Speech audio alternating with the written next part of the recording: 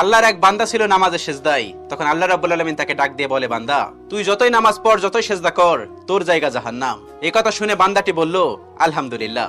আল্লাহ তখন বলে, এই বান্দা, জাহান্নামের কথা শুনে কেউ আলহামদুলিল্লাহ কয়? বান্দা তখন বলে, আল্লাহ, জাহান্নামের মালিকও তুমি, জান্নাতের মালিকও তুমি। তুমি আল্লাহ খুশি হয়ে যদি আমাকে জাহান্নামও দাও, তাও আমার আপত্তি করার কোনো অধিকার নেই। আল্লাহ তখন বলেন, বান্দা, জাহান্নামে গেলে তুই পুড়ে যাবি, তোর খুব কষ্ট হবে। বান্দা তখন বলতেছে, আল্লাহ, কষ্ট শুধু আমার হবে না, তোমারও হবে। আল্লাহ তখন বলতেছে, বান্দা, তুই পুড়বি জাহান্নামের আগুনে, আমার কষ্ট হবে কেন?